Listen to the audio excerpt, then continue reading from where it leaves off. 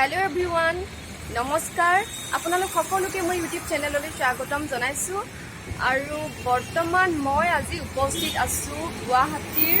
জগন্নাথ মন্দিৰ প্ৰাংগণত আৰু জগন্নাথ মন্দিৰত 1 জুলাইৰ পৰা আৰম্ভ হৈছে ৰথযাত্ৰা মহোৎসৱ মই আপোনালোকক প্ৰথমতে মন্দিৰটো ধুনীয়াকৈ মই দেখুৱাই লৈছো আগতে আৰু ৰথযাত্ৰা মহোৎসৱত কি প্ৰগ্ৰাম আছে কি আছে মই ধুনীয়াকৈ আপোনালোকক দেখুৱাই আছো গতিকে ভিডিঅ' দি আপোনালোকে সকলোকে চাব আৰু যিসকলে মোৰ চেনেলটো এতিয়ালৈকে ছাবস্ক্ৰাইব নাই কৰা তেওঁলোকে প্লিজ চেনেলটো ছাবস্ক্ৰাইব কৰি দিব আহকচোন চাওঁ মন্দিৰত কি হৈ আছে কেনেকৈ কিনো কি কৰিছে এইটো হৈছে মন্দিৰৰ সন্মুখ ভাগ দেখিছেনে কি শান্ত পৰিৱেশ মন্দিৰত বৰ্তমান এতিয়া বিগ্ৰহত নতুন কাপোৰ পিন্ধাই আছে ৰথযাত্ৰাৰ কেইদিন সদায় এনেকৈ নতুন পোছাক পিন্ধায় তাৰপিছত সন্মুখত ভোগ লগাব কাপোৰ পিন্ধোৱা হোৱাৰ পিছত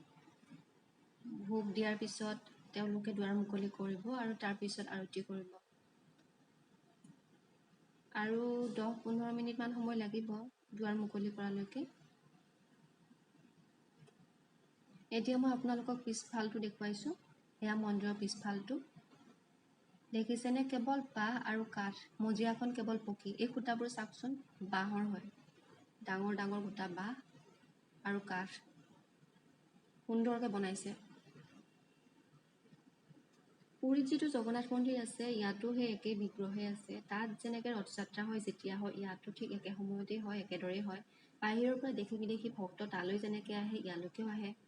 আৰু আজিকালি ইস্কনৰ যিটো প্ৰভাৱ সেইটো ৱৰ্ল্ডত বহুত বেছি বাঢ়ি গৈছে international society of Krishna consciousness মানে কৃষ্ণ ভক্তিৰ যিটো প্ৰেম সেইটো ৱৰ্ল্ডত বহুত বেছি বাঢ়ি গৈছে আৰু তাৰ প্ৰভাৱ ইয়াতো দেখিব পোৱা গৈছে ইফালে ভক্তবিলাকৰ কাৰণে খোৱা লোৱাৰ ব্যৱস্থা কৰিছে এই দিনত কাৰণে ইমান ভিৰ নাই কিন্তু ৰাতি সন্ধিয়ালৈকে ইয়াত বহুত বেছি ভিৰ হ'ব কিন্তু ডিচিপ্লিন সুন্দৰ ডিচিপ্লিন কৰিছে দেই 1 লাখতকৈ বেছি মানুহ হোৱা বুলি কৈছে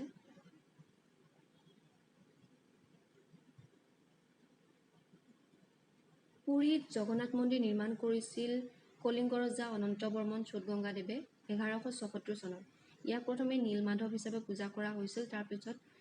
জগন্নাথ গোসাঁই মানে ভক্তি কৰা হয় ইয়াৰ মূল দেৱতা হৈছে জগন্নাথ বলভদ্ৰ আৰু সুভদ্ৰা ভক্তবিলাকে কয় জয় জগন্নাথ সুভদ্ৰা বলদেৱ সুদৰ্শন চক্ৰ ৰুক্মিণী কৃষ্ণ ৰাধা মাধৱ দুৱাৰ মুকলি কৰিলে নেকি চাওঁগে বোলকচোন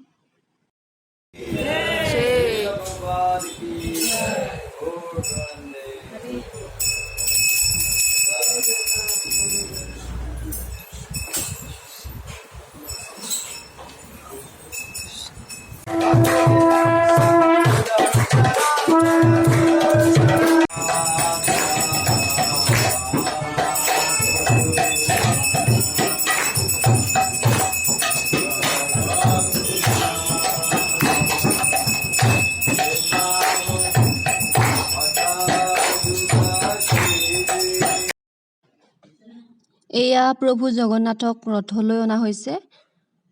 আৰু প্ৰায় 1 লাখতকৈও অধিক লোকে এই ৰথযাত্ৰাত অংশ লৈছে